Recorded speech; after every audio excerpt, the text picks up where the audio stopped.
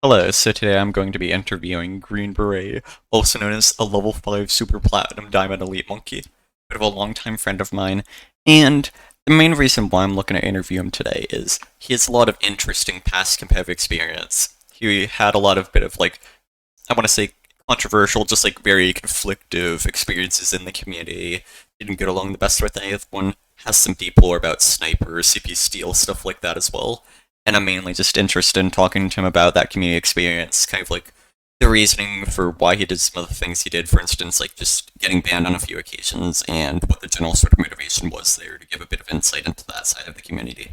Without further ado, I'll let him introduce himself for a little bit. Hi everyone, I'm Green Beret. I'm washed up, old sniper main. Never been particularly good, but I'm known for having good map strats and being really toxic. If that ain't an intro, I don't know what else is. Sounds exactly like a sniper. Yep. So here we have his profile. Some YouTube, some Twitch. Looks like maybe that Twitch got cancelled. UGC and RGL. Big funny cascade match. Let's take a look. Okay, 48 to 15 old cascade. Pretty respectable. 494 DPM. Looks like you're a decent div player, not a major skill issue. Okay. Respectable. Of course, here you got the Green Beret, the titular picture, the Minion fan club, and ooh, a flog. I'm not sure how I feel about that. So, you're pretty into Star Wars roleplay, right? In Gary's mod? Um, Not anymore. I used to be though.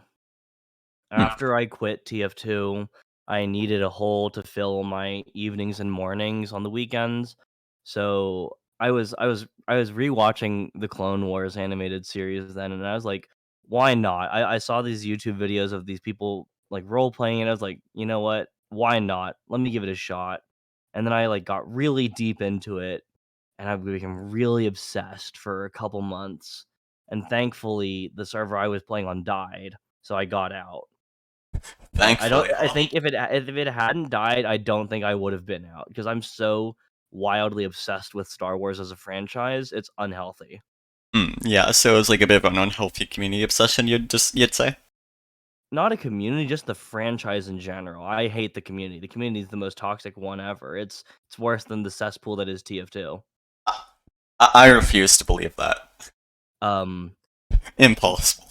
no. So anyways, let's talk about some of your past competitive experiences. Since you started out with the Ogre Lords at Season 15 Iron, what got you into competitive initially? I was a pub pony, and I was playing with a back burner on basically CP Egypt alone. And one day I transitioned into watching. I think I was watching. I guess at that point it was probably Banny plays Scout. Um, so then I just met some people in the TF2 voice chat or whatever, and they're like, "Hey, you're pretty okay at Scout," which I obviously wasn't. That's a blatant lie. Um, and then I ended up playing heavy for this Iron Highlander team on my 13 FPS laptop, and then I never got out of competitive.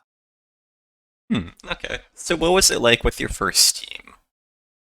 It was interesting because that was probably one of the first and last teams I didn't have like a leader role in, that I actually played on.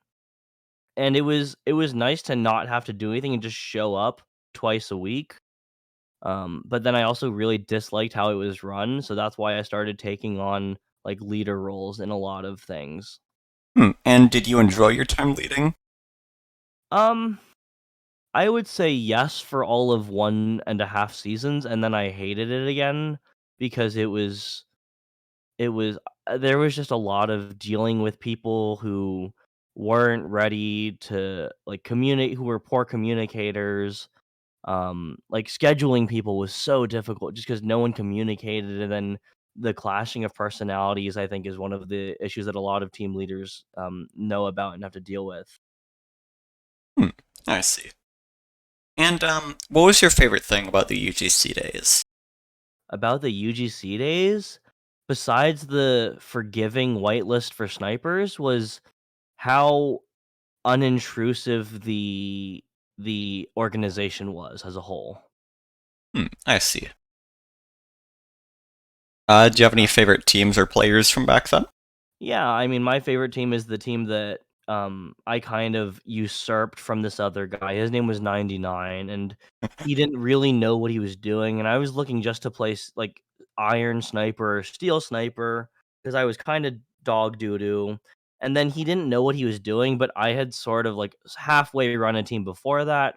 So I kind of usurped it. And then I found all these great players who are like still some of my good friends today, like Liam and other players like that.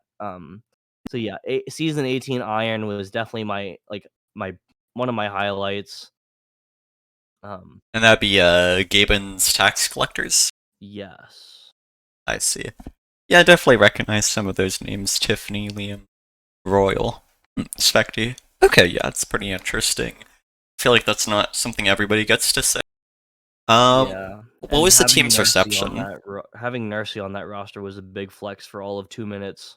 Oh no. Yeah, I know. So, what was the team? How did the team respond to you usurping it? Oh, so it wasn't a team when I usurped it. It was 3 players when I usurped it. Um, and they just had no idea what they were doing. They were using the UGC forums for everything, and it was just a hot mess. So I came in and I said, "Hey, let me just recommend you 9 players really quickly." So I recommended them, I think probably 6 or 7 players. They kept their original 3, and then we built a roster around that, and we made, the preseason roster changes that everyone makes, and ended up with a really decent roster that almost won the division. And how did it feel to almost win back then? It was really great because I was, let me see, what year was that? I wanna say 2016. Let me scroll back and look. Let's see. Yeah, 2015. So I was 14 years old back then. It was really cool being on a team with all these people I liked hanging out with, and then getting pretty far. Right, right. And there wasn't that much like bitterness over not winning entirely. Nobody No, I like mean, blaming each other. no, no, no. There was no animosity between our team. It That's was always good. animosity between us and the team that beat us because there were a lot of accusations against the sniper that beat us, but it's whatever. I don't know if anything came of them. Name a sniper that doesn't cheat, though, huh? Green Beret TF. So true, so true. Um, so what was your least favorite thing from UC days then? Um, I think just the way it fell apart and died. I think UGC was what TF2, like, what in my mind prime TF2 could have been, and then I think RGL came in and took over, and I think they've brought a lot of really great things to the table, like better prize pools and more access and better, maybe more leagues and game modes, but I think the competitive spirit of UGC was where competitive should be. I feel like RGL it's turned into watered down competitive almost, if that makes sense. I see. So, what was it like for you when when if there was the major transition from UGC to RGO? How did it personally affect you or your teams? So at that point, when the real switch came, I wasn't that active anyways. I was subbing on Home Depot in, or I guess back then they were We Are the Rats or Kaboom. It was one of those many names it had under with Luigi. I was subbing for We are them. the rats. Yeah. Yeah, I was subbing for them, and they made the switch, so I made the switch with them, and I just stayed rostered as a sub the whole first season. Um, and it didn't really Opus. affect me because I didn't play at all. How about for season 3 and beyond? Like season 3, season 7. Sure. So season 3, I initially took a mentoring role because I didn't want to play because I knew my mechanics weren't great. Um, But I ended up usurping their sniper spot because their sniper was just so horrible. I had to take the spot, and their team had no idea what was going on, so I just had to get in there and macro them, which is something you're not obviously able to do as a mentor because you're 90 seconds behind for the STV. Right. So at a certain point, I was like, okay, let me play this game on Sniper, and I'm just going to macro the hell out of you. And then that worked. So they just kept me in and I kept macroing, but my mechanics were really poor because they've always been poor. Hmm. And you'd usually get around that by just kind of like outpositioning, outbraining other players? Yeah, the way I got around it and stayed somewhat relevant, granted not very relevant, was just by having better map strats. And like they weren't cheese strats, they were just better strats and reading teams better. Because at that time I was working with a lot of the plat heavies like Carl and Kresnik and Polk, and they were helping me learn game sense and learn map rotations and learn maps and stuff like that. Hmm. And is that something you found easier to do back in the UGC days or in the RGL days? Absolutely in the UGC days Oh because, yeah? there were just more people to pull knowledge from, and then as soon as RGL the transition was made to RGL, those first 2 years, it was a very divided scene, so half the players still wanted to play UGC, half of them made the switch, and the ones that did are the ones that I feel mechanically were not as strong, and I feel like there was a golden age of Highlander that died in UGC. That's definitely fair, yeah. How about season 7? What happened there? Season 7. That was an interesting season. So Live, Laugh, Love was a team that a friend reached out. He reached out to me and was like, "Do you want to co-make this team with me?" I was like, "Sure, absolutely." Attention deficit? Yeah. But I had never had any intention of actually playing on it cuz everyone knows I'm not strong enough to play in advanced on Sniper by any means. But I was going to just manage the hell out of that team and do map reviews and stuff. But it came down to an issue of I didn't my personality clashed way too much with almost everyone on the team just because I was organized and I was a Highlander player through and through, and they brought in 2 or 3 excellent sixes players who just kind of show up when they want. Ah yeah, Um Soapymeister, yeah, Soapy and Daybreak, DBK, yeah. They just showed up when they Silver wanted, and they Demon. didn't communicate with me at all, and so it was hard to schedule scrims, and so the team was wildly unprepared for the first week when I was trying to get them scrims because no one showed up to the scrims. That sucks. And so that ended up, like, with you leaving the team? Yeah, I was sort of kicked out, sort of left the team. I'm still kind of unclear what happened. I don't hold any animosity to any of those people. They're all great people, I'm sure. I just don't talk to any of them anymore. The only one I talk to is attention deficit because we're still friends. And then I think I was roster riding on George and Boing Boing. I think I'm still rostered on Boing Boing in UGC. Yes, you were. I checked that Yeah. earlier. So, with that out of the way, it does look like you have a ban on your RGL profile. Could you elaborate on sort of what the motivation was for that, or like how you ended up getting that?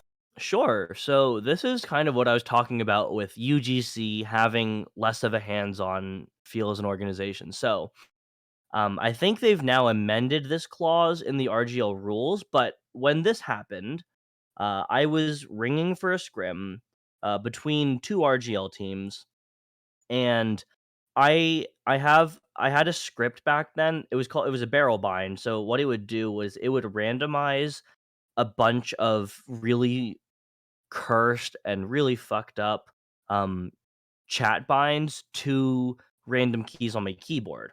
And I play with chat off because I hate having chat on. It was distracting. So we were playing on Lakeside, and I was playing Sniper. So anyone who plays Lakeside Sniper knows the crouch key is kind of important sometimes. Excuse me. The crouch key is kind of important sometimes. So I had a keybind on my crouch key that included the hard R slur, um, and I wasn't aware of it, and no one on my team decided to tell me. And so this is what set the precedent for the rule going forward that RGL sanctioned scrims are a thing, was this ban. This is the first ban that you can find anywhere of this of the clause RGL sanctions or sanctioned RGL scrim, because Exa and Sigafu, I guess someone reported me, and Exa wanted to perma ban me from the league because of it.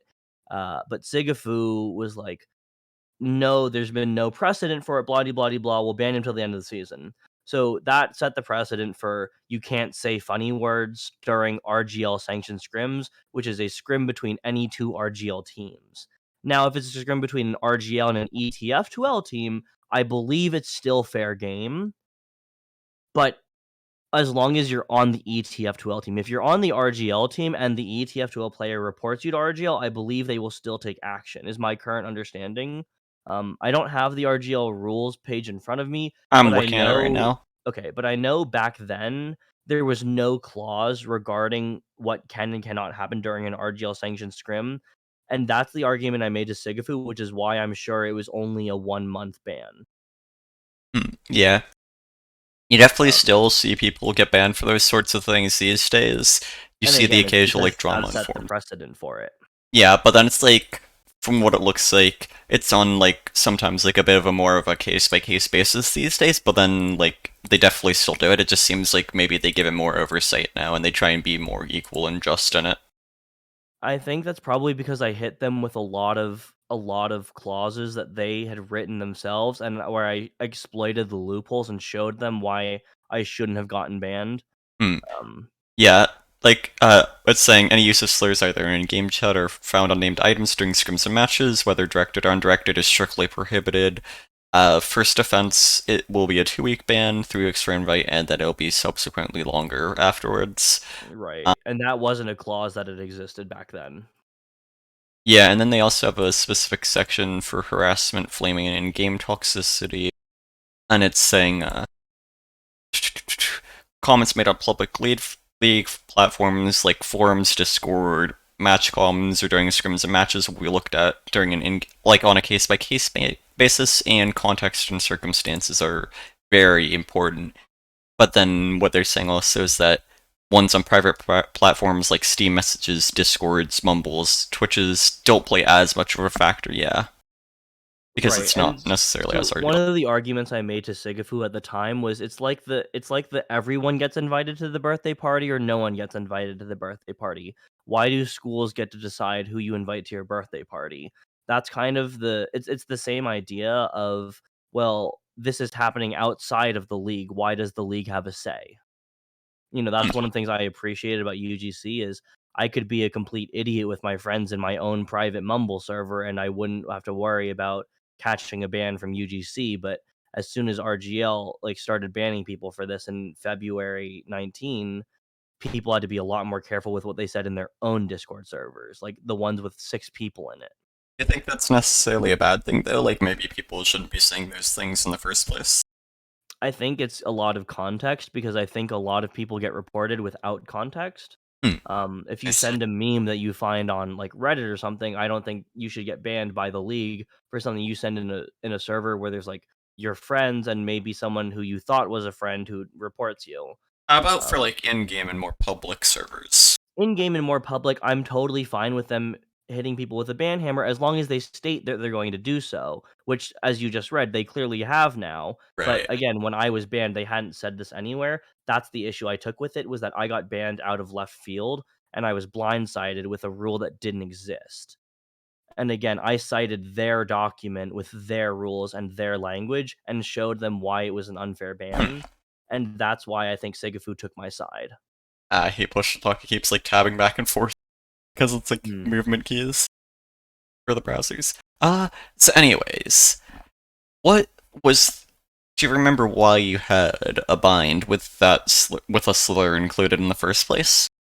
Probably because I downloaded it off of the internet, and I didn't carefully go through all the binds, but also because this was back in the day where you could get away with saying whatever you wanted in a pub server and no one batted an eyelid. So, you said those sorts of things because you could from time to time? Yeah, because it was inflammatory and it pissed people off and it got a reaction, which was really funny to me as like a 16-year-old or whatever. And would you say that's like a decent bit of the player culture in RGL and TF2? I don't know about currently, but I know it used to be. I remember in UGC, I mean, if you weren't flaming the other team, what were you doing? It's like you weren't playing the game. I think inflammatory um I think like trying to get away with as much as possible was part of the UGC like experience. And while I'm not sure that was healthy, it was part of it, and I was just going with the norm. And then I think I was one of the odd ducks out that didn't make the transition to RGL as cleanly. I see. So it's sort of the thing where it was just like socially beneficial to kind of conform to that standard for a bit. Yeah, absolutely. And that like because of that, like I would say I made friends with some people who got me on teams and stuff. And then as soon as RGL, it was new leadership obviously, so they all had different, ideas and values, which is fine. Um and I agree with all those values in my regular life, but it was just part of the inflammatory culture of UGC. And looking back at it, do you kind of regret in participating with that? Um excuse me. Yes and no. Yes, I regret it because it's stained my reputation as like this is a cringe toxic person, avoid at all costs. But also no, because I would say I made a lot of friends that way, and I don't think any of us really believe any of the shit we ever said. We just said it because it was part of the norm. It's I could go really deep into this, but it's kind of like with beauty standards. We all do it and we all conform to them, but is it really healthy? I don't think so. I see. See, to me personally, it's just like I feel like the intent doesn't really matter. It's like it's still the same end result of the action. Like it still kind of helps to normalize it and sort of further set that trend and standard. Oh, no, I agree 100%. I'm not saying that anything I did was just or right, but it's what happened and there's nothing you can do to change it. It's the That's fair, fact. yeah. All right. Do you want to go ahead and move on to playing some TF2 as we talk now? Sure. Do you want to join a All right. server and I'll join off you? Yeah, let me pull up an Uncle real quick. Okay. So yeah, that's definitely interesting to hear. Like I said, that's like one of the main reasons why I wanted to like reach, like talk to you about this sort of stuff. Yeah. You can join off me now. I'm on Chicago Payload Attack and Defense #2. But yeah, even though it's not necessarily like the best look on player, I feel like on paper, I feel like it's important to just like, get some insight into like the sort of reasoning there. Yeah. To just hear it from the people in question. Yeah. All right. I wonder if I'm banned on the server. Let's find out. Oh, I'm unbanned. Beast. So anyways, what was it like being a sniper player? Um, Awful, terrible. Um, I don't know how to explain it. It was just it was really terrible for a lot of it. Oh, I think my push to mute key is also my retry key. That's cute. Understandable. You're not mutant then. Yeah, guess not. Guess you get to hear all my coughs, all my yummy coughs. I do it as well. Don't worry. Um, no, but I don't know. I really there's something I really disliked about playing sniper. Um, it's just I think I was comparing myself too much with like all of the incredible snipers that I watched on YouTube and looked up to, and not enough with people in my own skill range. So I was like idolizing Max, and I was friends with Yosh and with all of them and all the AA guys. Um and I held myself to that standard, even though I knew I would never achieve anything close to it because why would I'm not good. Hmm. Um but it begs the question of I don't know. I don't really know what I'm trying to get through here. It's just that I was kind of a garbage player, and that's why it sucked for me. Because everyone knew I was a garbage player, and I wouldn't get rostered on a lot of teams because of it. But also the teams I did, they would come to find out I was not good, but they thought I was better than I was. If that makes sense. I do have some yeah, I do have some ideas, like some follow-up questions that we could like kind of elaborate on that with if you want. Sure. Would you describe it as just like diminishing to your own mental state at all, like all that sort of pressure that you generated yourself? No, I don't think it has anything to do with my mental state so much as just how do I click my fingers? Hmm. Because Well, I mean, like, I was never in a weird place mentally where like I psyched myself out because I knew my place, and I think that was one of the good things about the way I played sniper was that I knew like where I stood comparatively, and that helped me try to get better. But I don't think I was ever like sucked into the void of oh I have to be the best. hmm, okay, That's the that's one thing interesting. I think I had over a lot of players was my mental game was always on point. All right, it's kind of along the same lines, but like slightly different of a question.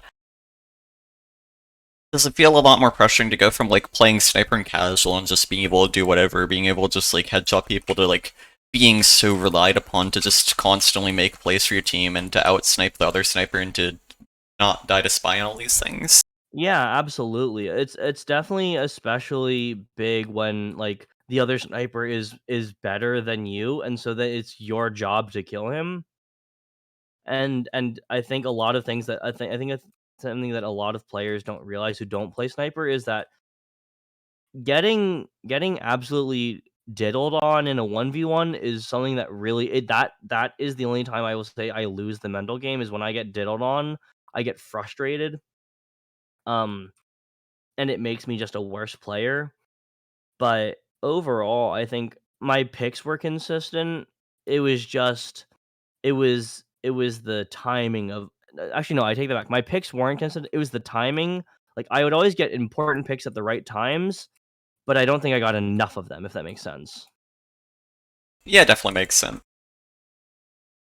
Um, so what would you say people could do to just like avoid that issue, to like not get so psyched out when it's like that? I think it's the issue is that I played with a lot of people below my skill range, so I always thought I was so good.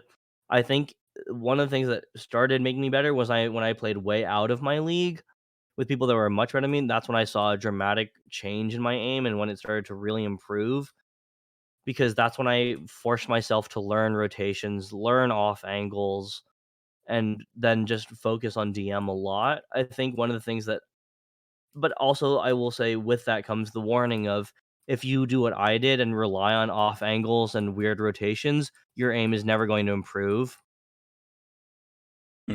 because I still beat a lot of people much better than me because I have funny angles that don't make sense or that shouldn't exist. That's the only reason I do well. But as soon as it comes down to I'm sitting in the open against someone else, I'm losing every time. That definitely makes sense, yeah. So how did other sniper players interact with you? Did they kind of like respect that niche that you developed? Were they kind of just like hostile or dismissive of you? Like, how did they interact with you? A lot of them really respected me because I would come out of nowhere and just hit them with a stupid angle that they didn't know existed. Um, and I think there were some people who would say that means you're not a real sniper main, which is fair, but I mean, if I'm getting the kills I need, then I'm getting the kills I need. I don't see why how I get them is any different. It's like saying cheese weapons. It's not a cheese weapon, it's just a cheese spot, I guess, if you will. Hmm, yeah. Um like, I definitely had a lot of cheese angles that confused a lot of people and ruined a lot of people's days,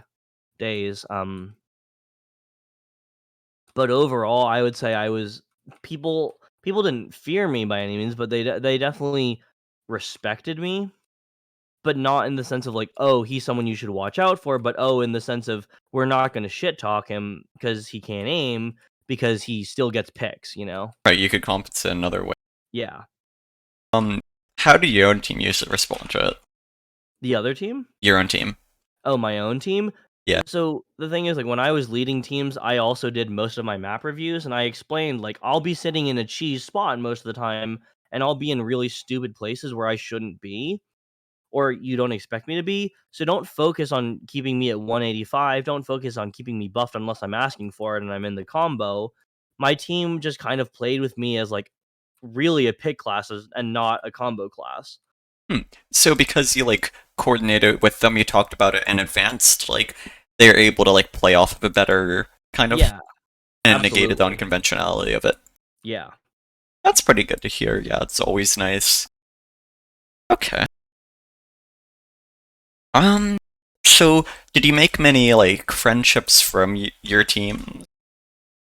Yeah, I definitely did. I mean, again, some of my closest friends who I played video games with for years are from that team. I mean, Liam, we played. I think every game that we ever transitioned to, we transitioned to together, except for maybe like the last year and a half when I was at college, basically, or the Yeah. last 2 or 3 years at this point. That's crazy to think of, but he was just in my area for a LAN, and we met up, even though we hadn't talked in a long time because we're still really good friends. So, what was it like going to a LAN? I didn't go to the LAN, but I just picked him up at the airport and we hung out for a little while. Ah, that's cool. I guess Yeah. a question I could ask instead then was, what was it like to meet another like player in real life from the same community? Sure. So he wasn't actually the first person I'd met in real life, but he was the first person that I like. Uh, I'll say he was and wasn't, but it was fine. It was kind of because we were such good friends. It's like nothing had really changed, and we just kept going about our normal banter. But I think if it had been anyone else besides him or one or two other people, it would have been maybe awkward. Um, so a couple people know I went to high school with Kool-Aid Allen. I'm sorry for you. No, I'm kidding. Yeah, me too. I went to high school with him, so he was like one of the first people I really like met from TF2. But I don't know if that counts because I met him before I knew he played TF2. And I think it's still fine. It's just like interesting to see the sort of connection you have to people like in the same Yeah, community, regardless. Because it's like I feel like one of the big things is that it can be really hard to actually know anybody from Team Fortress 2, like from competitive in person. yeah. And I will say our relationship is a little different because we started off as like friends in person first, and then we realized we both played TF2. But um, overall, I'd say that's why our friendship's a little different in that sense. Um, but there's another guy in one of my Discord servers who I've been friends with for years that I met up with in Chicago a couple years ago as well, and it was just a little awkward because we didn't have that much to talk about in person besides TF2, you know? Hmm, that's fair. I feel like it can definitely be like a little bit uncomfortable, but then it's just like also such a good way to like genuinely connect to them if you don't normally find yourself talking about things besides TF2 with them online. Yeah. Yeah, absolutely. Yeah. So I feel like it's definitely just like interesting to meet them up with them. Yeah. No, absolutely. I agree with it 100%. So The only thing is if you don't have anything to connect that you can connect with them besides TF2, then it gets really weird. yeah, that's definitely fair. Gamers in real life, no way. So Sorry, I'm really sick. yeah, so I have coughs as well from time. Let me So change my retry key. that's probably wise. So did you ever have any like groups of sniper friends slash players per se? If so, what was that like? Yeah, I definitely did. I would say my core group of sniper friends consisted of um Sin or Sariu. I don't know how people know him by now. Um Say? obvious Yeah, Say, Sin, Sariu, however you want to call him. Liam when he made the switch to sniper. Um I'm trying to think. Tiffany and I were sort of friends. Let me see. Trying to think who else was like I was actually friends with. I was friends with Podgy and Bloodsire. I was friends with Yosh, and I was friends with FaZe for a little bit. I don't know if Itzy Agor counts as a sniper main or if he ever Yeah, counted he's close himself. enough. He plays it a bit, Yeah. like every few seasons. Um Let me just go through my Steam friends list. So what was it like, anyways? Like, was it sort of like different all? Because it's like I'm not sure how to like how to entirely phrase this, but like in pugs and whatnot, or at least like I can think of like one group of people, but it's like the sniper mains kind of just like circle jerked and act like kind of weird together. I don't know. Like they get super like No. ego-y and whatnot. It was definitely not like that because we all knew this was also we were I was this was really before pug groups really became a thing because we all still played just center because center was I still see. alive. I mean, as you can tell, I'm mega washed. I mean, yes, I've played in many pug groups. I used to run Burger Pugs, I but remember that. um, I don't think for us there was no like toxic sniper friend group. It was just we were all friends and we happened to play sniper. Would you say that maybe that's like one of the strengths of Team Fortress 2? That like you just have such a strong like group identity based off of these classes that like they're all so kind of unique players kind of grouped together as a result of them.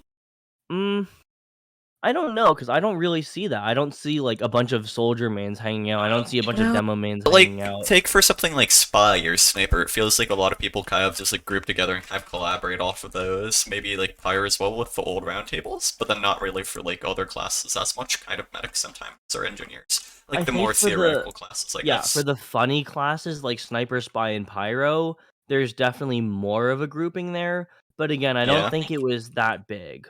Now it's never been that big. I don't. I think it's like a lot more lacked these days as well. Like you don't really see round anymore, which is also kind of Yeah. one of the things I was hoping to get around to. Like with this, is to just like revive that old community, sort of. Like with this series, rather the interviews, yeah. So what were your sort of like favorite interactions as a result of those groups? I think just being good friends and playing a bunch of different games together and, just fucking around and just having a good time. Right, like I imagine with something like Sniper kind of transferred to like CS, Siege, stuff like that as well, like the more tactical.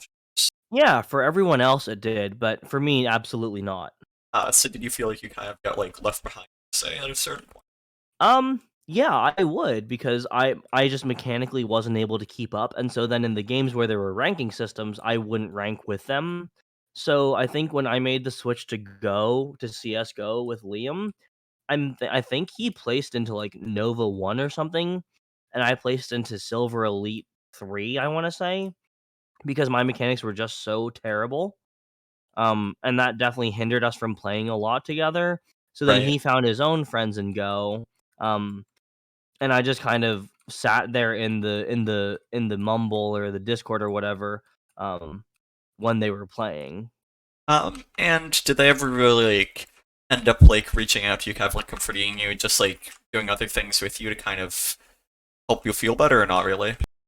No, because I don't think I felt bad about it per se. I just I see. like I felt maybe left out, but also not really because I knew it was like just because I sucked and I was fine with that. So it's Because like an again, from acceptance sort of TF2, I thing. knew I wasn't mechanically that strong.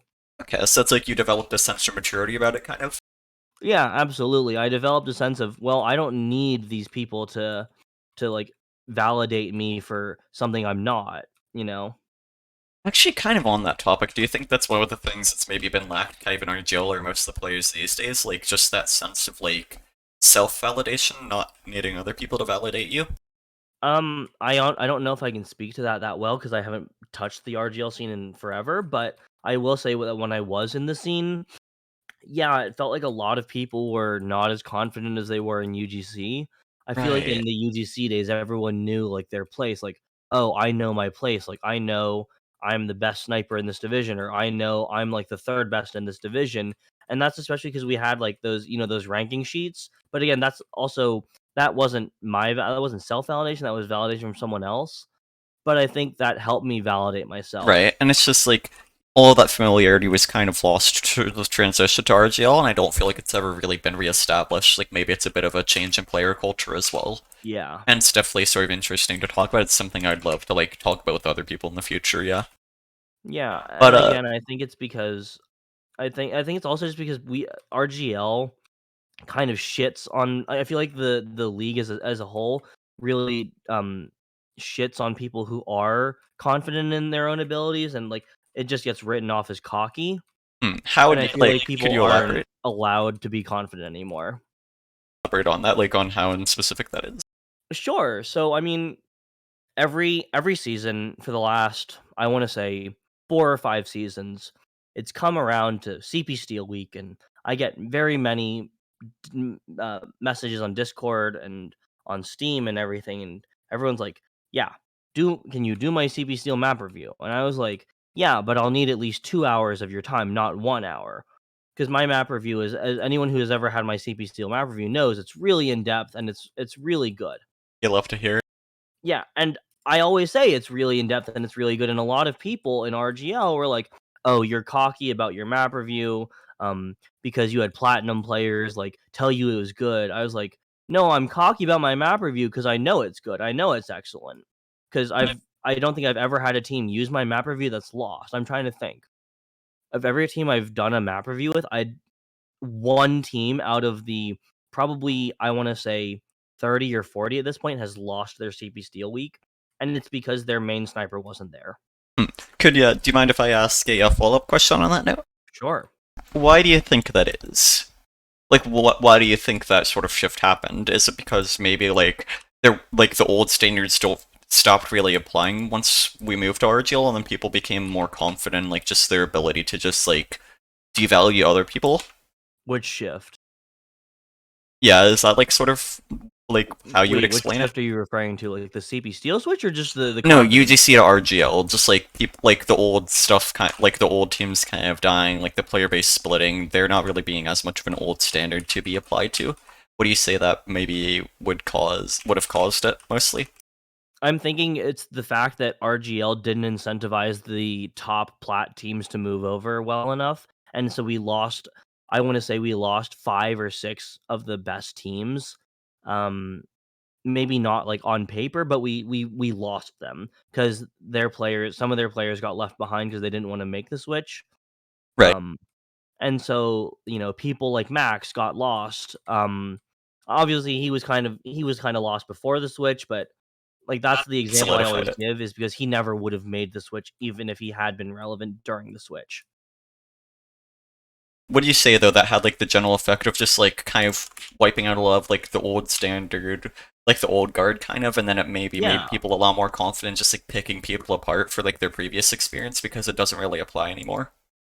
absolutely. And I think for those first couple seasons, people who had been UGC players who switched were still looking at your UGC profile to see what experience you had, but then all the new players didn't care because they didn't know that UGC was a thing, which Right. is I think one of the issues is that we lost the background checks of, well, what's your experience like? What have you played? How have you done? What's your record looked like?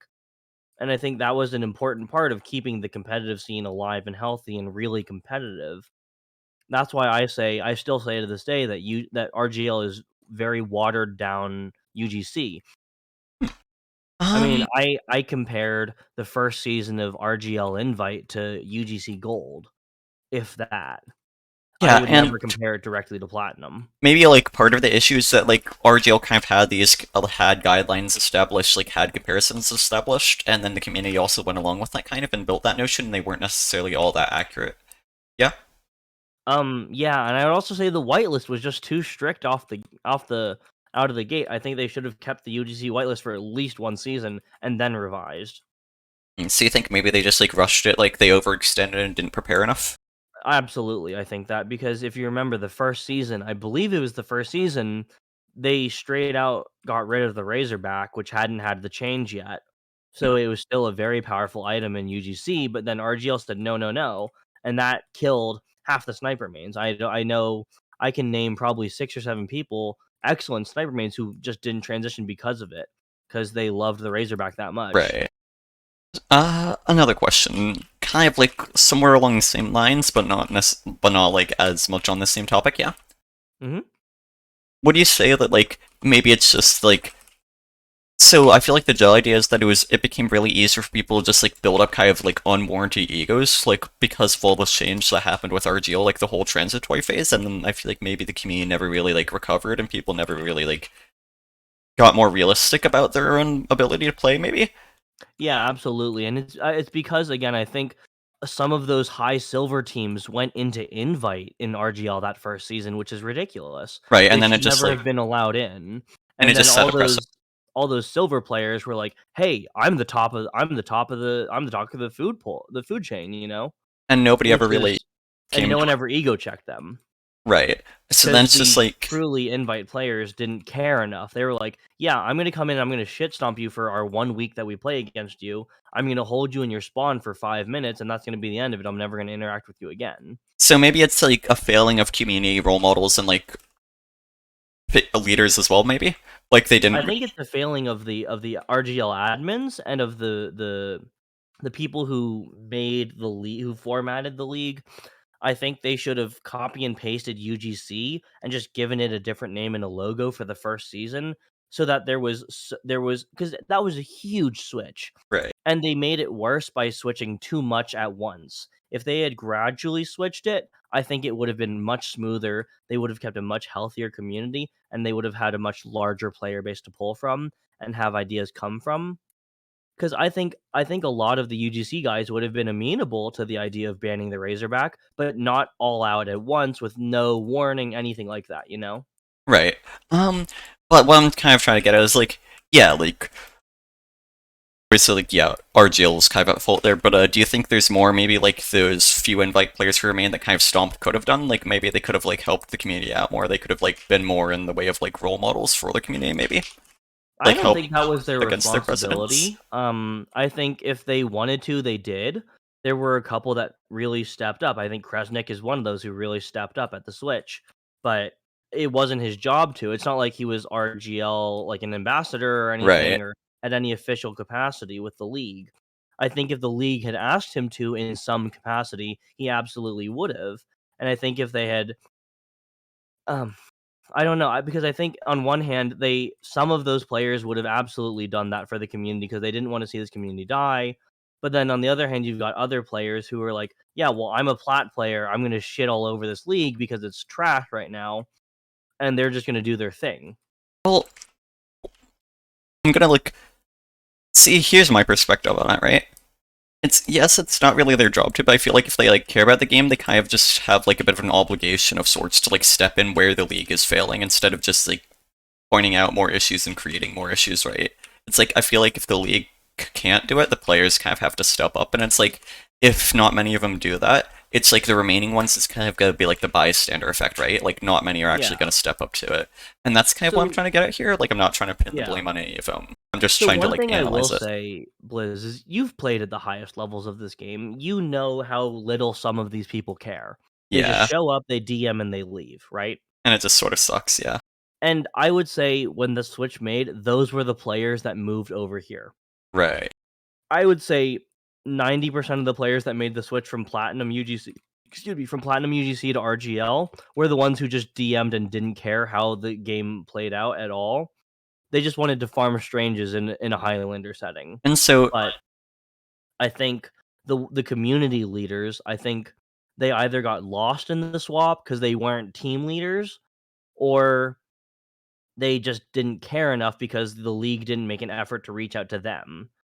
and I so feel you'd like, again, I still think it was 100% the league's fault. I think the league should have reached out to these teams and been like, "Hey, you're one of our like top premier whatever teams.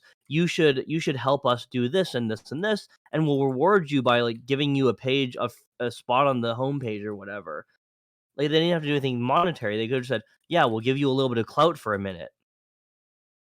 Yeah, I definitely like when you frame it that way. I feel like yeah, it's definitely like a failing of the league. Like I feel like it could kind of have been like this is one of the things that might happen, right? Like if they should have been prepared for it, and they should have like been prepared to like keep the state of the game in a healthy state rather than Yeah. just like making people switch for the sake of it. Like it just does seem like a fairly big failing on RGL's part, yeah, because it is like viewing it from that framework, I feel like it's fair to say that it kind of did tremendous damage to the state of like the scene that has never really had that chance to recover and that might never really recover at this point. It never will. I'm convinced it never will because now the skill ceiling is just so much lower. Right, like the And there's damage is no one done. to compare it to. There's no, like, really high level players to compare yourself to set that bar higher. You don't have Kresniks, and you don't have phases, and you don't have, as much as as much as I hate to say, you don't have, like, maybe not Nursey, but, like, you don't have, like, all these really incredible players walking around showing you how it's done. You just have these kind of mid-level players that, again, when I look at Invite right now, when I look at the rosters in Invite, I'm looking at what I would have called the equivalent of high silver. Okay. I So, don't think anyone in Invite is the equivalent of gold or platinum anymore because I feel like the skill ceiling is just so low. I don't really have much to say on that matter. Like, I can't really judge, but I definitely feel like it's interesting to hear that. Yeah, like, I definitely appreciate the perspective. Yeah, I mean, just looking from a numbers perspective, I was looking at a couple logs like 2 months ago. The KDs were all over the place. There was no consistency between Yeah. performances between week to week in Invite, which is not something you'd ever see in Platinum. You'd see the same players with the same KD every single week, Uh, regardless of if they won or lost. It was always within, the same general margin of like for snipers, it was always within a point 0.8 margin of their KD, and now you see it all over the places like it's a 2 or 3 point margin. so question then. Do you Yeah. think that it's like teams are less like strategy based and more just like DM, let's roll this team because we're like just the best of the remaining best right now? Like, and there isn't that much stiff competition. Do you feel like that's kind of what we see and why you might see inconsistency? No, I just think it's the players are simply just inconsistent. I think it has nothing to do with the I see. strategies they're using or the way they're playing. It's just the players are just not consistent and they're not as good. Well, what do you think of strategy back then versus now, though?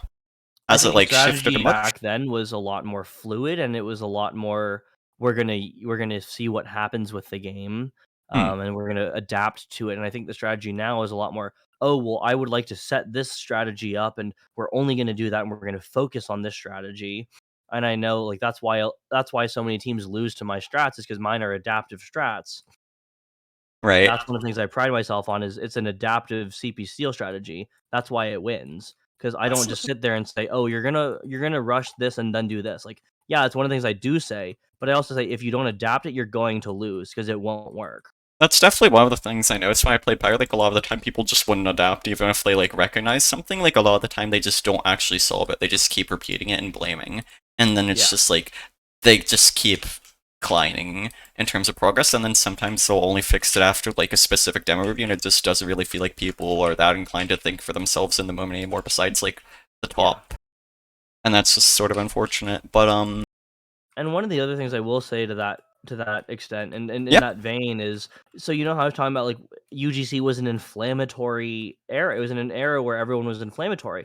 Well, that's how you got better. Someone flamed you for being awful, and you went home and you fixed it. You sat in an aim map for 6 hours the next day, and your aim got markedly better. No one flames anyone anymore, and I think that was a huge factor was that external validation of, oh, I'm not terrible. I know for me, that's how I got better was I had someone flame me and put me in my place and tell me, "Yeah, you're terrible." And then I sat on an aim map all summer and I got much better. So would you Um, say that sorry, were you gonna say something? no, keep going. I was gonna say this is my theory, right? A lot of the time nowadays, it's just like they say those things, but behind your back, not to your face. Like they'll shit talk you behind your back, but then they'll just like act all nice to your face, kind of, right? Well, that's the issue is because I don't think people can take the criticism to their face. I mean, Hmm. I remember even this was, I think, for an RGL team for season 4, I think. I was in a tryout and this soldier was awful. He was terrible. I mean, he was like needlessly bombing, he was feeding, and I called him out on it in the middle of this scrim, and he was like he got so upset, so heated, and it wasn't like an isolated incident because then I tried out for another team and the same thing happened with a different player. And it seems like I feel like a lot, I'm going to say it as much as it's going to offend a lot of people. RGL there's a lot of really like soft players who can't take any criticism and they're not going to improve if they can't take any. Sure, positive reinforcement is proven to be better than negative reinforcement, but negative reinforcement also holds a place. If you don't have some kind of criticism or constructive feedback even, then you're never going to improve because you won't know what to improve. And like maybe I took the wrong tone with the first soldier, but the second soldier, I was like, yeah, I think you should feed less and maybe bomb when you're asked to bomb and not when you think you should bomb. And he like got so upset and so heated. And again, it's the whole like you won't improve unless someone calls you out on it idea. Hmm. And you think, and you would say that like maybe it's just like a lot of the time like it isn't that like hostile intent to start with, but then they like react negatively to it, and then it kind of escalates from there and turns out into actual fighting or so. I would say it starts out as being genuine. It has genuine intent, or at least for me, like I always start out with genuine intent because I'm not trying to like flame someone and ruin their day. But then if they're gonna fight back with me about it and then call me out on something that doesn't exist, that they're just like grasping for straws, um, like if you're just gonna like make excuses and blame it on other people when it's very clearly your fault, I don't tolerate that because you have to own your mistakes. I own the fact that I have terrible DM. I know I have terrible aim, and I own that. But if anyone ever calls me out for positioning, I'll ask them what they think where they think I should have been, and 99% of the time I'm correct about my positioning. It's just my aim that sucks, Hmm. which I know, and I admit that. It's- Okay, that's definitely fair. Interesting to hear. Yeah. I had a follow-up in mind, but I think I lost it, so I'm gonna like try to think back to that real quick.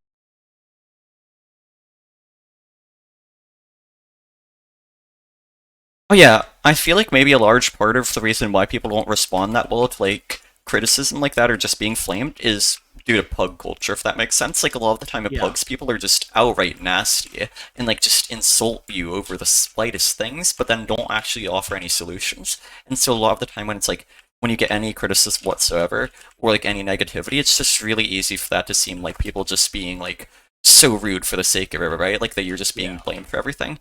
And it just feels like pug culture or like whatever causes pug culture, like whatever causes pug culture probably also causes like people to respond that way to the criticism.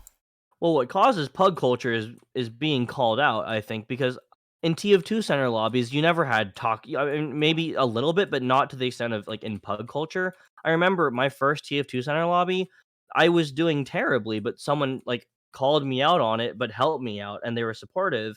And that's how TF2 center was for a little while until we got this new breadth of like really toxic acid players, Right. and then that translated into pugs because they started playing pugs as well.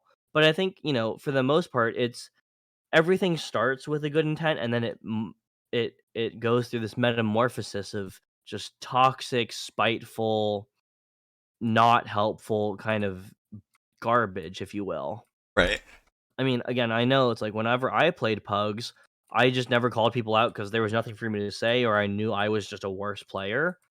But when there was a worse player than me who I could call out, I would be nice about it and say, "Hey, I think you should maybe, like, milk it longer, or I think you should try and be in a better position." And I wouldn't say like, "Oh, your positioning's dog shit," It's if you approach it from that, you're never gonna get any results. Right. But if you approach it from the, "Oh, well, maybe try this," then you'll get results. But then a lot of people just misinterpret that as I'm shit talking you because they don't understand what real criticism is. Right. Because it's just like they're so used to just like not getting actual criticism, just people Yeah. being rude for the sake of it. Yeah. Yeah, or they just have never had a decent mentor. That's fair. Yeah. Like, I feel like I've always had the privilege of having really good mentors who were never like, "You're shit."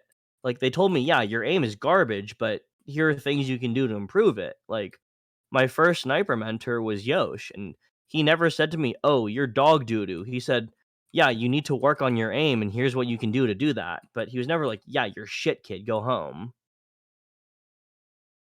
You know? Right. So one thing to just like point out an issue and like to point these things out, but it's another just like come up To with a actually solution. fix it. Yeah, Yeah. and that's a lot of people think they can be mentors because 'cause they're good, but if you don't have the capacity to help fix it, then you shouldn't be a mentor. So where do you think we go from here? Like how can we fix some of the issues and some of the mistakes that like for instance RGL made, some of the cultural issues we have now, like your opinion on those sorts of things? Like where do you really think we go from here? How do we improve? Okay. As for RGL, there's no hope with them. They won't listen to feedback, they never have. Hmm. I stand by that. I don't think they've ever been good about listening to feedback. Uh are you familiar with Constantly? Yeah, He is the and new RGL head end. Do you think that could cause it to change a little bit? maybe I don't know him well enough, Okay. but I do know that a lot in the past there was only one RGL head admin that I knew would listen to feedback from people, and it's because he was one of my good friends. Everyone knows it's Michael Lele, That's fair, yeah. but as for the other ones, I think a lot of people like just refused to listen, not even just to me. Like, there's no reason to listen to me because I'm irrelevant and I have a stain on my reputation, but listen to other players who have like genuine criticisms. The league doesn't like hearing criticisms because the league thinks it's right. And that's the issue with the league that I have is the league isn't willing to accept that maybe they fucked up sometimes. Okay. And What do you think the players can do? I think the players can be more vocal about, hey, you fucked up, fix it.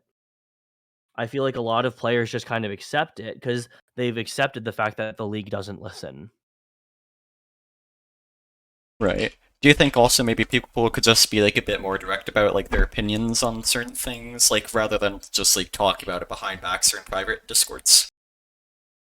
Um, yes and no, because again, I think one of the big fears is, oh well, if I say something that hurts someone's feelings, I'm gonna catch a ban for it. Like, not even if it's like horrible, like something horrible. It's like a lot of people I know have the fear of if I hurt someone's feelings, that's gonna be interpreted as flaming, and which isn't allowed in the league. Blah blah blah blah. So they're afraid to say anything that's remotely critical of anyone else, which I Okay. get because I'm in the same boat where I feel like a lot of times you can't say anything about anyone because you're just going to get instantly consumed by the admins. Nom nom. I So mean, like when Micah became head admin, I knew like I wasn't playing and I knew that like he probably wouldn't take action against me because I didn't say anything stupid. But so that's when I like started like getting vocal about like, hey, I think this is bad practice. And he was like, sure, let me review it. And then it got reviewed, but not enough people agreed, which is fine. But then, with other head admins, like I won't say names, but there were a lot of people I was really afraid to criticize the league outside of private DMs and outside of closed private servers because I knew people would take that as me flaming them or calling like just making like quote unquote making fun of them or saying like I think this person is a bad admin or whatever, even though that's not the view I hold. do you think like that there's a bit of an observer effect with that, where like a few people start to fear, and then it's just like everybody kind of does, and nobody speaks up about what needs to be said? Absolutely. Okay, yeah. And again, I think not to be like that guy, but I'm gonna be that guy for a second. After I got that ban for an RGL sanctioned scrim, everyone became afraid. No one said anything in the scrims.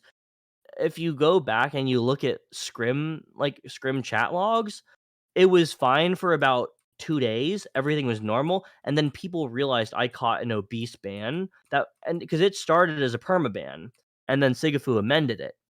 Everyone realized that that was a thing that they could get in trouble for now was saying things like, obviously, it's like, what I did was one thing, but people were afraid that would apply to them just for calling other people out, and so no one said anything. Scrims were quiet for weeks. Yeah, And that does again, sound sad. what I did was on a different level, but a lot of people I know were afraid because of what I went through. Right. Okay. So now now that we've gotten that out of the way for the most part, unless you have anything else you want to say on like the GL sort of like RGL community matter. No? Okay. Yeah, I feel like we've covered that pretty in depth. I'm just gonna ask a few more like few specific sorts of questions, yeah. Sure. And then I'll probably wrap it up. We're looking at about an hour and 3 minutes so far, and Cool. it's been pretty successful. Really appreciate your time. It's a lot of insight. Yeah, I feel like it's really interesting to just talk about these older community matters that don't really get Yeah. discussed these days. Like they just don't get the attention they need, and all we Yeah. get is like a occasional few forum threads, kind of touching on like a few symptoms, but never really the issues themselves. That's the other thing I have beef with is the forum threads, but I won't get into Yeah, that. That's a and whole so nother matter. I guess just like in saying that, like that's part of my goal with this, to just like provide a different platform, right? To really just give people the chance, like yourself, to just talk about it, to Yeah. be receptive to it. But it's enough about that, though. What were some of your favorite memories in the community, or Some just of my blended? some of my favorite memories in the community were just the really good times, like on the weird maps that weren't played as much. Okay, maybe not the weird map, but like the maps that people didn't understand because that's where I thrived as someone who's not a DM god. The maps that people didn't study enough, that's where my team always stomped. So I obviously people enjoy stomping, but I enjoyed it for a different reason because it validated me as a player. Like again, not because of my aim, just because I had a huge cranium. Right. And maybe Like you'd holding a say, team at B on CP Steel for 15 minutes is not a lot of teams can do that. Right. No, that's definitely good. We did that because we had funny strats that made sense and fucked over other teams. And that's one of like the strengths of Steel. There's just like so much tech you can do, so many different random things, yeah. Or at least back in the older days. Still kind of these days though.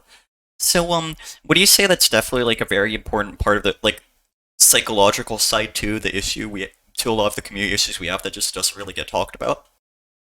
Sorry, say it again? Would you say that like the need for validation and whatnot, like within the community, is just like one of the key determining factors in how the community is, and it's just like it doesn't really get the proper representation it needs? Yeah. Yes and no. I mean, we touched on this earlier, but I think my answer is still kind of the same. I think y- you need some validation, but you also need a lot of criticism to get No, there. no, no. I get that. I'm just wondering, like, do you think it's just something people don't like understand enough, like the concept of it, the underlying like theory? Oh, yes, yes, yes. I would say a lot of people don't understand the concept. Hmm. And I think one way to understand, again, everything for me, everything comes back to it, people need to be criticized and be called out, you know? It's Yeah. uh, yeah, no, I feel like that could definitely make sense. I feel like it's really interesting to try and view it from like a more analytical, psychological perspective. Yeah, and I feel like that could Yeah. definitely help explaining things like the way people behave, the way they do in these communities, just like the need for validation. Yeah, Yeah. just conformity. Okay.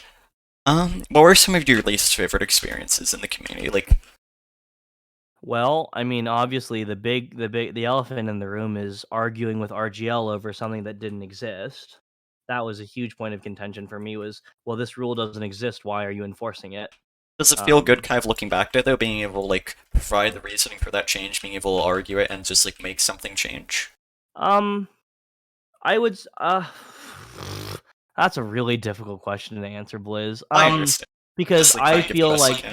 they never gave me a reason because they didn't add that clause until a season after I got banned.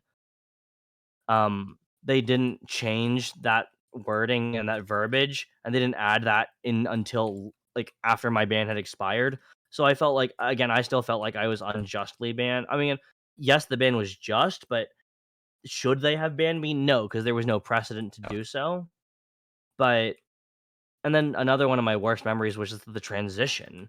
They did a really horrible job with the transition. Um, but out of the transition, out of the transition did come a lot of good. I know I've been like sitting here for the last hour talking about how much I hate the transition in the league, but a lot of good did come. People can sort of make some prize money out of it now. That's a huge change. Right. Um, That kind you of know, like revived interest in part, like it kind of helped sustain things. yeah, it absolutely did. One of the things I thought was that I just kind of really disliked about my time in TF2 was the toxicity. Um, and then I think for me, one of the things I hated the most too was trying to wrangle people on Monday nights at 8:30. Oh my god. Have It's you ever led a team, Bliztank? yes, and it's really interesting. It's It's almost always at the same 3 times in North America, like the same 3 days, same two Oh times. my god. Saturday, Sunday, and Monday from 7:30 to 10:30 at night, the bane of my existence every single week. I dreaded it. Worst 3 hours of my night for 3 days Uh, a week. oh yeah, question. Did people play more on like other days back then? I feel like that's like a rumor So, I've heard that like teams were more open to scrimming on random days back then. yeah, absolutely. I would pull scrims on Tuesdays and Wednesdays and Thursdays, and I pull scrims every day of the week because everyone wanted to scrim. Everyone wanted to get better. Teams now don't want to get better, or they don't want to put in the effort to get better. I Yeah. don't know a team that scrims 3 days a week anymore. I most I know teams that scrim 2 days a week for 3 oh yeah, I guess scrims, two but for like the I match. don't know teams that do 3 days. I definitely know some in like Maine and whatnot, but in Highlander it's just like usually like I mean in high divs it's like pug scrims at most for the Yeah, for like advanced and invite usually, and that's and kind that's of what I'm sad. talking about is, like, people in that higher div don't wanna get better because they don't wanna put in Right. the effort because they just don't care. And do you think maybe like people moving up in divs like just don't really have the proper opportunity to like develop as they progress in divs, and that kind of feeds into the ego thing? No, I think as they progress, it's just also a matter of they think they're hot shit now because they've progressed, which is, I think, still not true, Right, and if it's you just like will. less of a challenge for them to like move up individually. Like they need to progress less, kind of. Yeah, I think Yeah, it needs to be harder to move divs. Like, I definitely agree. Like that's one of my peeves with RGL. Yeah, I mean, I remember I tried to move into gold as a joke one season, and Kumori was like, "You're an iron sniper. What are you doing on a gold roster?" and took me off the roster. Like, I think that was an excellent decision because I had no place being in gold. I think that's interesting to hear. I'm not sure about that entirely, but I think at the very least, like RGL needs to be a lot more selective with who they let into the divs and when. I think they also Like need team to vet wise, the that teams is. better. Yeah, I Yeah, mean, that's maybe what I meant too. player wise, they maybe that was the wrong choice for Yeah, UGC, but team wise, they need to be much more careful about who right. they let into what div. It's like Live UGC Laugh was Love trying never should have something been there. an advanced team. And the thing is, like, yes, it's cool to be nice to the players and all, but then it kind of hurts the health of the league when you say as well. Like, it just helps reinforce those harmful precedents, and then sometimes the teams just like die mid-season, like a decent lot of the time actually, or like Yeah, it doesn't really, or it's like not that competitive, right? yeah. Like if you look at advanced from a couple seasons ago, there was the advanced teams, and then there were the main move ups. There were two different classes of teams. Yeah, they all played in the same division, but did they really? Not at all. Right. Especially with like Swiss as well, like as a scheduling system, that's one of the more common community like issues. That at least like under the Wilmatic adminship, it's like we keep pointing out the issues with Swiss making the same threads, making the same points, and it just wouldn't change. And I feel like that's something that like could change a lot for the better now with constantly as head admin. Yeah. If they move back to round robin, I think there's a lot of potential there. I believe they will That be, yeah. yeah, because if they move back to the way that UGC did it, it'll be fine. If they don't, it'll be a real interesting time. I do want to say, I think like RGL's in a much better. I think RGL's in one of its better states admin wise now. Like I kind of touched this in my previous one, but Michael always talk about like how the HL team used to joke on the Sixes team for like just not being as good, right? But now it's like, and then it swapped around for a bit. Like Sixes became a lot better under like the Virgil adminship and whatnot, like as head admin. From what I've heard at least, or at least Mhm. like from what Mike has told me.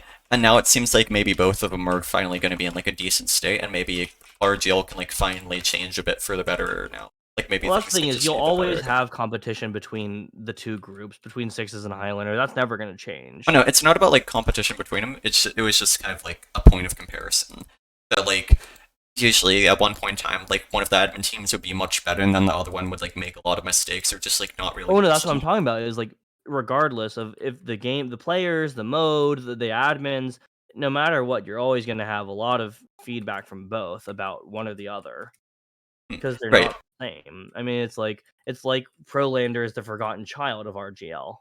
but like it is to say though, like it's not like so much focused on like the fact that people are like criticizing them together. It's just like as an example, like people are just like RGL itself kind of had trouble with like one of the formats usually, like one of their main formats at a time, and it's like now it seems like things might finally get better for both. If that makes sense, like I'm just And then saying, you look at Prolander. Orlando doesn't exist. Does it not exist anymore? And it does, but it's like 5 weeks, nobody really plays it yet. Nice. The top div is usually just like advanced or Highlander Nice. players. But yeah, it's something kind of interesting. I kind of talked about that with Darzy last time though, but it just felt like Got for me, it. it's like it felt like RGL kind of like stopped caring about their smaller niche formats or like Prolander as much when they transitioned to Highlander. Oh, they absolutely stopped. Are you kidding me? Yeah, and I guess that's sort of like one of the things that kind of came along with it, feeling like not that prepared. Yeah, Yeah. and that If kind of my just sound sucks. cuts Yeah. out, my cat's chewing on my microphone. But all I meant to say like is that it finally seems like maybe it's like there's a time for optimism about RGL, like when Yeah, it I comes to will the agree with staff. that. I mean, from the few interactions I've had with Constantly, I can't say anything bad about him because I've never Yeah, had a negative interaction with him. I trust them a lot. Yeah, it's just like yeah, we've had a lot of issues in the past, but maybe it's like we like it's things can like finally change for Bit and RGL. Yeah, Yeah, and also maybe I'm thinking of the wrong. Constantly is the pyro that wears that skull thing, right? yes, But Okay, though he so usually plays like engineer. yeah, if I'm not mistaken, I feel like Constantly has also been the subject of some very minute controversy. Am I wrong? I feel like most people have done like something remotely good in the community do have some controversy about them.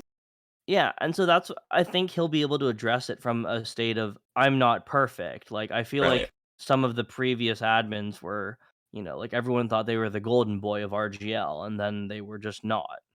Right? Like some of the admins just like aren't entirely unaccountable. It's like somebody like Wilmatic, for instance. Yeah. And I think constantly people are going to scrutinize him, but I think he'll be an excellent admin because Right? I And I think think he's like I think he can look at it from multiple perspectives. and he can kind of like own up to it. Yeah. Yes, that's definitely good. That make you feel a bit better about Highlander now, yeah? Of Yeah, I mean, I'm not coming back by any means course, cuz of course. college, but I assume it's just like this sort of thing you find interesting to hear, though, like given your past experiences oh with yeah, it. I love watching from the sidelines and laughing at what the drama is this season or what the drama was last season or who caught a Ah, ban that was an invite or whatever. you been checking the forum threads, yeah? Absolutely not. I'm banned on the forum threads as far as I'm aware. Damn, okay. As far as I'm last time I checked, I wasn't able to post on the forum. It's not necessarily about posting. It's just like it's one of those things. Like you can see a lot of like the beneath the scenes drama if you look at the forums from time to time. Oh, I hate looking at the forums because so while I like to hear the drama, I don't like to actually read the drama. I like to Ah, hear about it from like fourth or fifth parties I even. see. So like from friends, kind of. Yeah, Yeah, I want the most watered down version of this drama that has ever existed. the Bliztank special. Yeah, I want no, I don't even want it from you because you're too involved. I want it from someone that heard it from you that heard it from I want it from someone who heard it from their goldfish, who heard it from their neighbor's dog, who heard it from you. That's how I want my Understandable. drama. Understandable. Yeah, I am decently involved. Well, Not as you're much as doing this, so this that's how I know you're involved. gaming. Do you know what So, I'm saying? It's like I want it oh from no, like yeah, definitely. someone who hasn't talked to you for like 5 months. There is a lot of people that could fit into that category. Yes. I'm definitely one of them. Yes. Till then. Yeah. So, if I recall correctly, you used to get into like a decent bit of drama back in the day, right? It depends on who you ask, but yeah, I would say yeah, probably. So, how was that? Like, how did most of that sort of start? Why did you get into that sort of stuff? I got into drama because people called me out for being a shit sniper, and I was like, "Yeah, you're right, but I still outfragged you," or like, and I would just start beef with people for that. Like they got mad that I was just doing better than them because I had cheese angles. Excuse me. Or I got into drama because I would say something like, "Oh, you blow," or like "you suck" or whatever, Right. and people got like really butthurt over that. Okay. Um. But I wouldn't say I got into any real drama. Like I definitely didn't get involved in like any like league wide drama. I got involved in like little skirmishes with people, you know? Right. Just like a little here and there. Yeah. Okay. Yeah, I And I wasn't don't sure if even I know if was I would call it remembering wrong or drama not. so much as just banter. Little trolling. Yeah. So let's. Okay.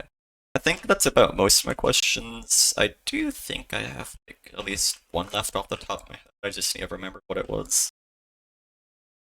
You Cat, want to get get me to down. I'm gonna eat you. chill and chat? Do you have anybody you would like be interested in seeing be interviewed in the future? Have you already done Micah? I have him on this. Like you'll probably be coming up in 2 to 3 weeks. Yeah, you can see the schedule while you still. Okay. Yeah, I would Yeah. love to see personally, I would love to see like the people I would just love to see like Sigafu or something and be like, but Yeah. that's also because I'm living in the past. I would just like to know why they transitioned, how they No, transitioned. that would be absolutely wonderful. Yeah. I'm mostly like, yeah. I Because kind I of just get like want to know social like why anxiety, it so was done mostly so poorly. Almost, I'm just get the answer from like the person themselves rather than other people answering it for them. Yeah. yeah. There's only one person I'd actually like to hear from. Right. Guy himself. Yeah. Yeah, the big man I himself. could try to do that in the future. I'm not sure how receptive he'd be. Though, like, I don't know, I get super anxious over those sort of. But I'd definitely be interested in it. Yeah, Yeah, just have to like work the logistics out. Yeah, I'm gonna be doing Micah constantly, like just some staff members in general. yeah. Yeah, I would love to hear from someone who's caught a ban for cheating too, Okay. and just like why. Do you have anybody in mind? No, because I don't know anyone who's been banned recently. Everyone I know is like millions of years old. I know some people have been banned like recently, so I usually don't really like stay on content. Like, hang Yeah. out with- I could probably think of somebody though. Anything else off the top of your head? When is RGL handing out sandwiches? Hmm. I'm really They're hungry. handing him out on Sorry. Snakewater on November the 11th. Sorry, I Every just got a year. thing on my phone of DoorDash offering me a discount on sandwiches. Yo, yeah. I Mark it really down. want a sandwich. November the 11th, every year. Free RGL sandwiches. Isn't that election day? I don't know.